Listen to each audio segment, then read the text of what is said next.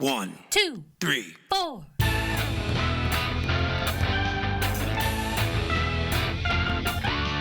Monster movie. Fun time, go! Monster movie. Fun time, go. Monster. Movie. Fun time. Go! Monster movie. Fun time, go. With Precious D and Honey Bee. Fun time, go! Ladies and gentlemen, boys and girls, friends and neighbors, welcome to Monster Movie Fun Time Go. I am one of your hosts, Precious D. And I'm the other one of your hosts, Honey Bee. We are two best friends making our way through the history of kaiju movies and the occasional TV show, which is what we have today. We started in 1933 with the original King Kong, and now we're up to the year 2021. And the topic is the Netflix anime series Godzilla Singular Point, which is not directly related to the Netflix series of 3 movies that were also anime, but Very different anime. there you go. But Netflix likes the kaiju anime, I guess, because they have a few of them. Yeah. Do you know what the reviews are in the anime community about Netflix's anime? Are they good for that crowd? For the people who love it? I mean, I'm not sure. Okay. Because I don't know how many other. I mean, they got the streaming rights. I don't know how much they were involved with the actual production. And I know there's anime on Netflix, but I don't know how much of it originates with Netflix. Yeah. Well, I know this one's an original. Yes, so. this one did get some awards. Oh, okay. Let's see. It won the VFX Japan Awards 2022 Excellence and Best Awards in the television/distribution program. I guess they're making a distinction or an inclusion there for streaming services. Anime CG category. It was also nominated for the 42nd Nihon Sci-Fi Taiso Award. And it was awarded the 53rd Seiyun Award in the Best Media category in 2022. I don't know what the Seiyun Award is. It's a Japanese speculative fiction award given each year for the best science fiction works and achievements during the previous calendar year. So it's a little like the Hugos or the Nebulas, but for Japan. So this is, as of now, still just one season of 13 episodes, and of course there's no budget or box office listed. Mm-hmm. It's directed by Atsushi Takahashi. Honeybee, what? How much of it did you watch? I got to episode 9. Oh, okay. Yeah, I have a few left. I think I have 5 left. Or 4 left, maybe. 4. And I wasn't expecting to watch as much as I did. I wasn't expecting to love it as much as I did, honestly. Okay. But yeah, I will definitely be finishing it. I really wanted to finish it before we recorded today, but I just didn't have enough time. So yeah, I have a few episodes left that I will probably finish tonight. Okay. I watched it all when it first came out. I did not have a chance to rewatch all of it. I did rewatch the first, 2 or 3, and then I jumped ahead this afternoon to 7 because I was trying to get to one that Godzilla's actually fucking in. Right. So I feel like the general complaint about this is not enough Godzilla. It just takes too long.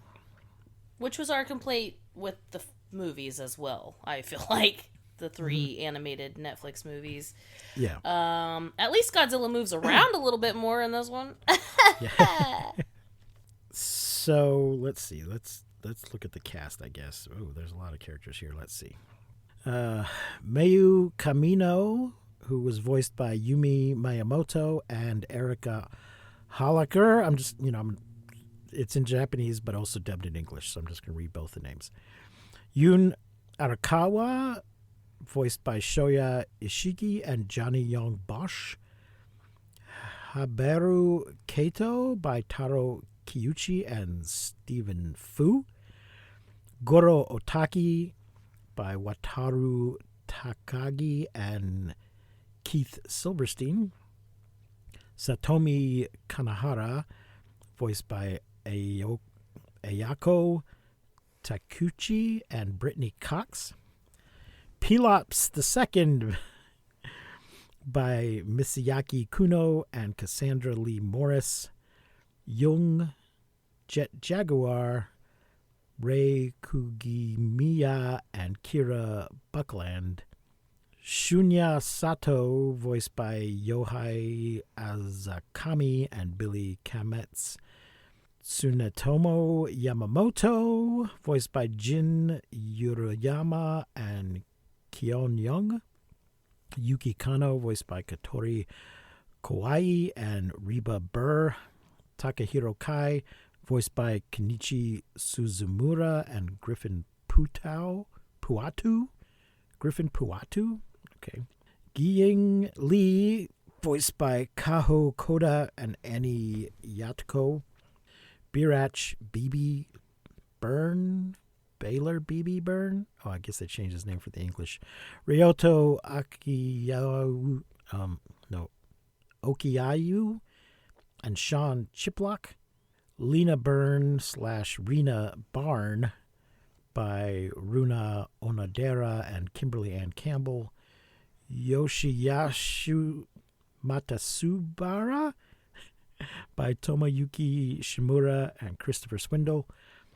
Makita Nakagawa by Hiromichi Tezuka and Joe Ochman. Tilda Miller by Masako Hisobi and Barbara Goodson and Michael Stephen, voiced by Kenta Miyaki and James C. Mathias III. Did you fall asleep during all that? I'm still in it. I'm still here. Maybe the people at home fell asleep, but we're in it. All right. That was a lot of voices there. Yeah. So what are your initial thoughts? I mixed, because I sort of enjoy it while it's happening, but it also doesn't make a goddamn lick of sense. Yes, yeah, for sure. You know, these what did they call them? Not icons, little fifth dimensional cubes or whatever. The things that they were making from the red dust that they were studying. Let's see, archetypes. They called them archetypes. Okay. There's just so much shit going on. Mm-hmm. There's this mysterious tune being played from a Resident Evil mansion. There's old Godzilla skeleton underground. There's a sentient AI Clippy assistant for your computer. I love him. Is it a separate AI that takes over Jet Jaguar? I wasn't sure about that, because I felt like in the beginning I was like, oh, it's this is the same AI little person, and then it just like conforms to what she wants it to or whatever, or what she but then when it goes back and it's just like the block, I'm like, well, that's how this one started. I really don't know. Here's the thing with this for me. I think they might be two copies of the same program. Yeah, I think they might be right. I think they're technically voiced by different people, but they sound the same. That's what I think. Yeah. Because when I was reading through some of the summaries, and it was talking about who was taking over Jet Jaguar, and I'm like, well, that's not who I thought. Because at one point that the girl's AI does take over a robot, but a different robot. So yes, Yoon's AI is called Narataki, and the girl's AI is not called that. Is Pelops II, named after her dog. Well, I have a brief plot here that's just kind of the setup, and then there's one for each episode, but we're not going to read through all of that. Yeah. I want to say that for me, I wasn't expecting a lot from this series because of the movies, 3 movies. But I will say and I was just gonna watch like the first 2 episodes or like try to find Godzilla, whatever. But I am very much like a kid addicted to Cocomelon in the sense of like the bright colors and the animation really like kept my attention. Like as soon as I started watching the first episode, I was just like, oh, I like this. Like I love the colors. I love how bright they are, and they really it doesn't I don't understand a lick of it, but I'm just happy to be there. You know what I mean? It's like something about this animation. It kind of reminds me a little bit of like the newer Yu-Gi-Oh stuff. It like just scratches my brain in such a way that I don't know if I necessarily like it for a Godzilla anime, because there really isn't much Godzilla, and then the different forms of Godzilla, I was like, okay, but I did love it visually, and just like the kind of animation it is, it just really tickles me. It just tickles my brain. I feel like a little kid when you put on Cocomelon and they don't know what's going on maybe, but it's just like the bright colors, just like an iPad kid. I'm just like, ooh, it's so bright. But I actually did really like a lot of stuff in it. I just don't know if I like it as far as Godzilla goes, like as far as being a Godzilla anime. But I will say something I really do think is a strong point in this anime and in this kind of version of things is the style and the, what is it called? Like how the kaiju are, like their design. I really love Rodan's design. I really love Anguirus' design. Godzilla, I don't know. I kept like just waiting for him to, come out, and I didn't even know he did. And when he did, the only reason why I knew was because of the music. Right. Like I was like, wait, what? That? Okay. So yeah, those are my initialies. I didn't even get to an episode where we got a really good look at him. Yeah. But when I haven't either yet. Where they showed his head, I was like, that doesn't seem quite right. Yeah. It's interesting for sure. So first I had to look up Cocomelon. Oh. I see what it is.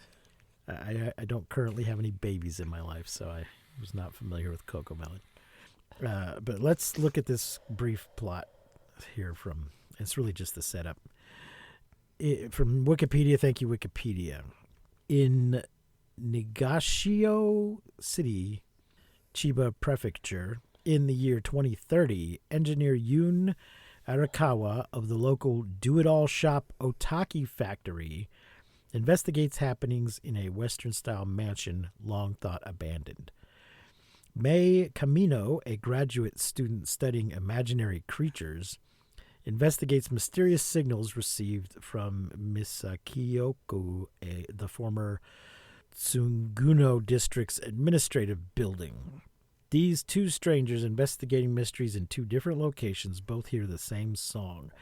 As they are brought together by this common mystery, they are led into a battle against an unprecedented threat to the universe. Gasp. So, there you go. First of all, I do want an Otaki Factory jacket. Hell yeah. They're pretty badass. I usually wear an extra large if any listeners want to send me one. Did you have a favorite character? I mean, I really like the little AI, but I also really like Mai too. Well, I don't know. It's so hard to say because I really like the crazy old man who who pilots Jet Jaguar too. I just like his like the comedic relief of him. But then there's like also the goth girl. I don't know. I really just liked them all. I think that probably my favorite characters maybe. I don't know. That's tough. I don't know. What do you think? I mean, I figured you'd like the goth girl when she showed up. I did for sure. I think I like May and her little AI. Mm-hmm. I enjoyed them. So, yeah, folks, there's a lot going on in this. They're both investigating stuff, and then it turns out May knows this other guy that also works at a taku factory. Yeah, they like went to high school together or something. Yeah, and she starts communicating sort of anonymously with Yoon, and then he offers her sends her a link or something, and it just uploads this AI to her computer that just takes it over and organizes some of her notes and publishes them, which leads to her getting noticed by some famous scientist who wants her to come work on a research thing, which is where the archetypes come in. Meanwhile, Rodans are attacking, and they're spraying this red dust everywhere, and there's some kind of connection. The archetypes are these sort of kind of hypercubes, tesseract things that are sort of trans-dimensional shapes that have more than 4 dimensions, it seems like. I'm counting time as the 4th dimension. 3-dimensional objects also, in order for us to perceive them, must exist in time as well. They must have some sense of permanence along the timeline, at least temporarily, for us to interact with them at all, just as we do. But these things seem to have, more dimensions than that, and are somehow connected to the kaiju and the red dust, and it's been a while since I watched the whole show, like I said, but I don't remember it ever all coming together in any way that made sense. Yeah. There's a lot happening. There's just so much going on. And I know I have, a few episodes left, but I can't imagine that it all makes sense by the end. Well, and I sort of feel like that there was an implication of a second season, but it hasn't happened. Yeah. In fact, on Wikipedia here it says, when questioned by a fan on Twitter about the possibility of a sequel, the screenwriter To and Joe told the user, "Due to the contract, all I can say is there may or may not be a next season." The director would acknowledge this via retweeting his response a few days later. So, it's been a few years now and nothing's happened.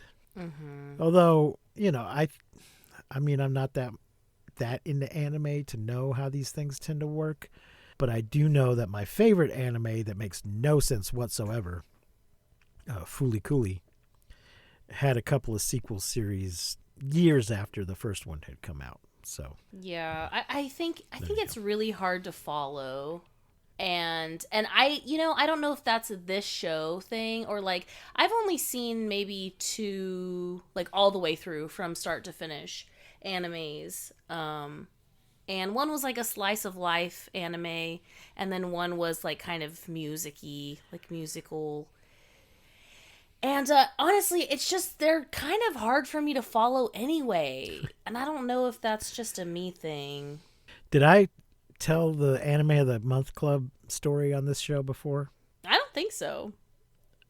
I used to, years ago, back in the mid to late 90s, sometime in there, when I lived in New York, I subscribed to the Anime of the Month Club, and they would send you a video cassette tape, a VHS, in the mail once a month of some anime. And you couldn't really pick which one it was. They would just send it to you. And after watching these for a while, I was kind of like, I think maybe I don't like anime. I think maybe a lot of this doesn't make any sense. Yeah. So I don't think it's just this show. Okay. Like I said, my favorite anime of all time makes no sense at all. If you're looking it up, it's spelled FLCL, but it's pronounced Fooly Cooly, but also sometimes pronounced Furry Curry. I recommend it if you can find it. I think my brother has talked to me about this anime. And I have not yet watched the sequels. I almost bought them on Fandango this week. Maybe next payday I will. But I have a coworker who is she actually is so obsessed with anime. I think she's becoming an anime character. She really looks like an anime character. I adore this person so much. And so I feel I don't want to be I can't. It's not that I don't like it. I want to she talks to me about it, and I'm like, great, and I love it that she loves it. But it's just kind of hard for me to follow. It's just hard. I've just kind of felt that way about several different things, which is why I'll like start them and not finish them, I guess. But there are two that I, finished or like watched from like beginning to end, and my favorite one was Vivi Fluorite Eye Song. Have you heard of this? No, what's it called? Vivi Fluorite Eye Song. No. Okay, it's amazing, and it's kind of the first anime that I like fell in love with and was like, oh my god, I actually love this. And so I've like given a few, the chance, but then they just don't hit the same. And then the other one I saw was Beck, Mongolian Chop Squad. Have you? No? Okay. I guess honestly they're both sorry, my dog is having a fit. They're both music animes. I don't know if that's like a common. Anyways, I will say about this particular anime though, something that I didn't get at first until like the music. Once the like Godzilla music started happening, I was like, what the fuck? Because there's so many different forms of Godzilla in this, like the aquatic Godzilla or I don't know. I still have yet to see the Godzilla Ultima in this anime.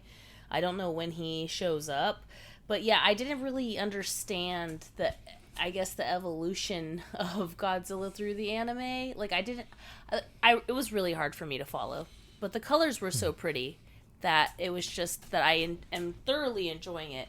Like the bright colors, and then the little AI dog, I'm in. Like I'm in. Do I know what's happening?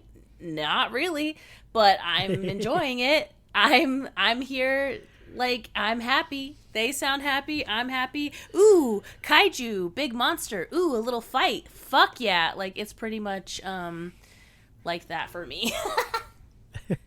So, did you never watch Plus Sized Elf? No. Didn't we talk about that? For some reason, I had it was for Mondo, Kaiju Mondo. Uh-huh. I had to get a temporary subscription. A trial subscription to a service to watch one of our movies. And it was almost this was one of the few live action things on the service. Everything else was anime, and there was something called Plus Sized Elf, and I'm like, what is this? And it was an elf who, when there was these portals to our world, and she came through a portal and discovered fast food. And puts on a few pounds. And I can't remember. It's one of those animes. So some animes have nudity in them. And I can't remember if this one actually had nudity or if this was one of the ones that just showed a lot of underwear.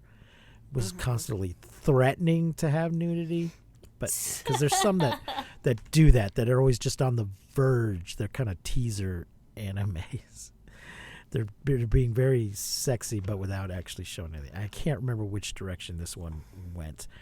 But the problem was that when she added so much weight from, she could only take back through the portal what she brought with her, basically.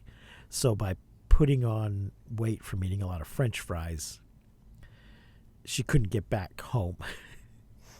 So she had to go on an extreme diet and exercise program to get back through. And this guy, there's always some dude who's trying to be modest and is constantly having boobs shoved in his face and stuff and doesn't know how to deal with it.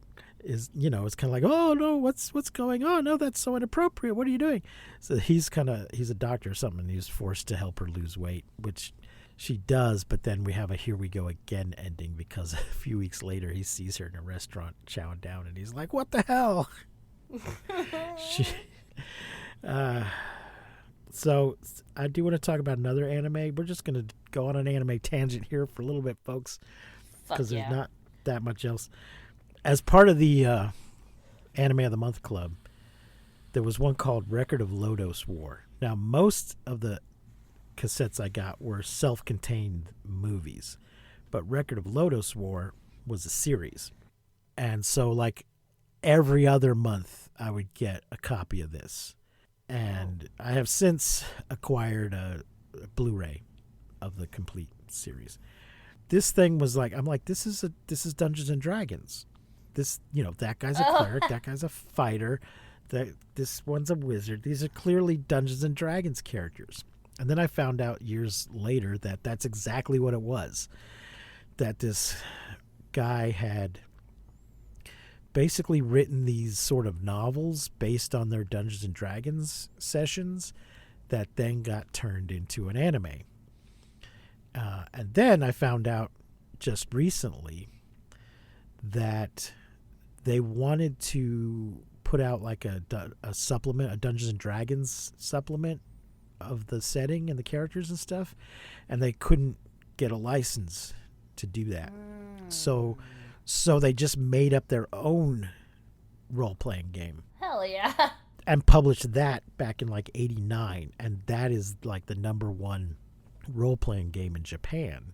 And there is soon, they're already advertising but it hasn't launched yet, that there's going to be a Kickstarter to launch a English translation of, it's called Sword World.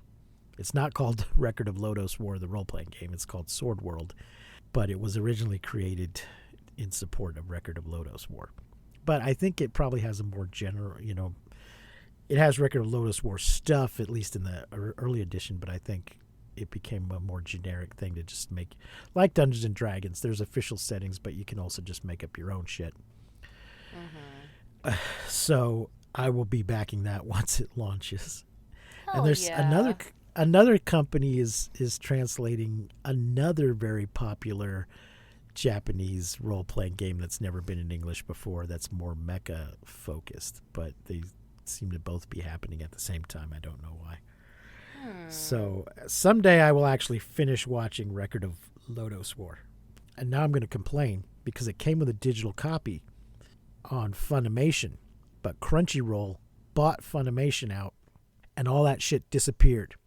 Oh, I still have my physical copy. Yeah, they were like, "I'm sorry, we do not support this." They've just basically said, if you own digital copies of stuff on Funimation, you don't own it anymore.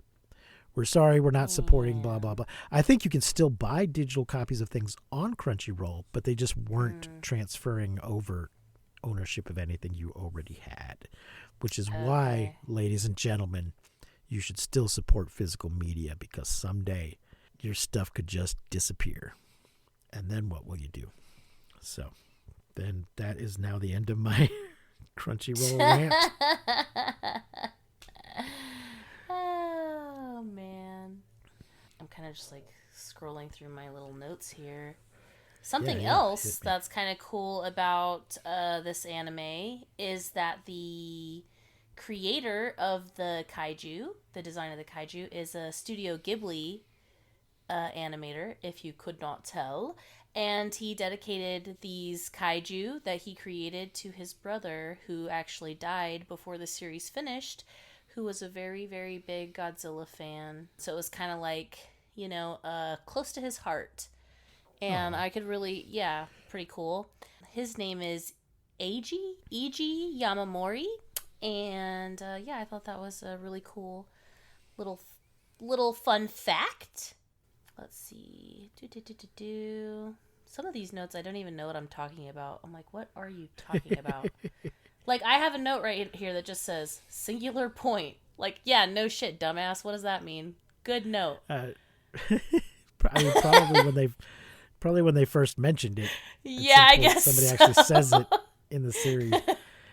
These singular points create the red dust, I think, that then can be turned into the archetypes, who in turn might become these monsters. Oh, we should mention that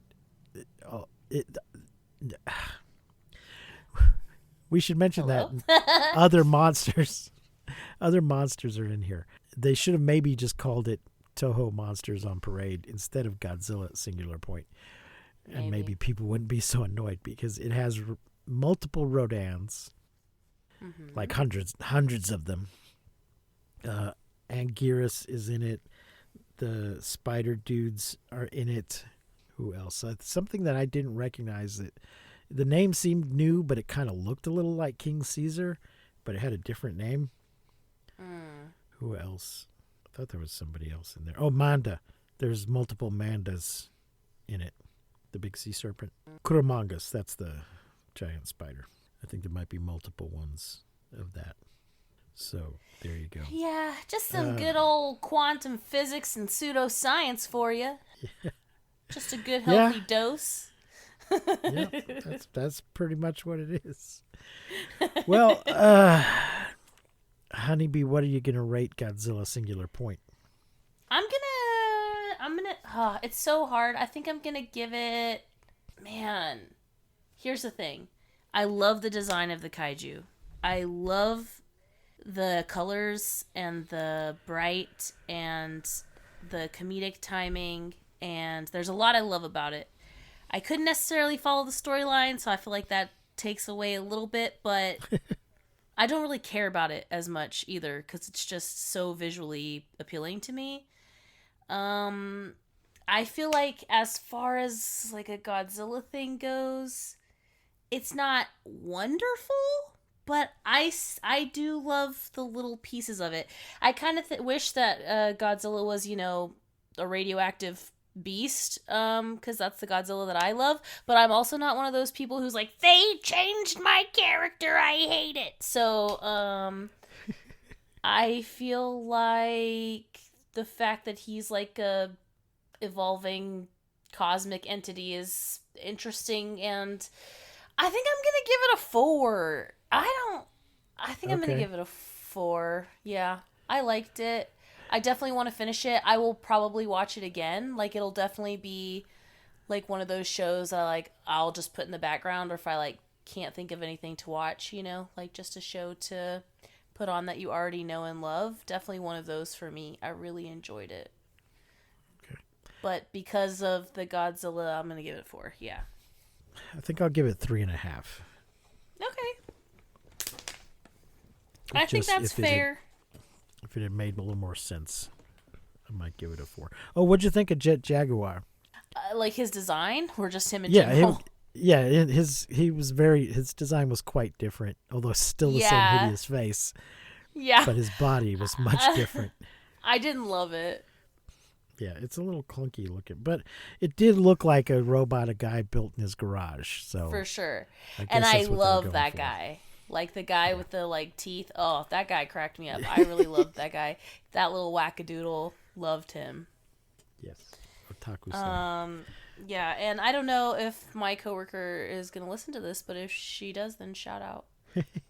All right, folks, that's going to wrap it up for today. It is still streaming on Netflix if you want to watch it, if you want to check it out. Next week's movie, God help us all, Ape versus Monster. You get one guess what the heck that is. It is on Tubi and probably a bunch of other stuff as well. Does it start with an A and rhyme with babilum? Yeah. Just kidding. If you like what we're doing here, please like and subscribe and rate and review us wherever you're listening. Check out our Patreon. Until next time, I have been Precious D. And I've been Honey Bee. Remember to keep calm and take shelter in basements. And please, don't misuse science. We won't see you, but you will hear us next time on Monster Movie Fun Time Go. You've been listening to Monster Movie Fun Time Go. If you enjoyed the show, please consider rating and reviewing us on your podcasting platform of choice. You can leave us a message and find links to all our things at mmftg.com.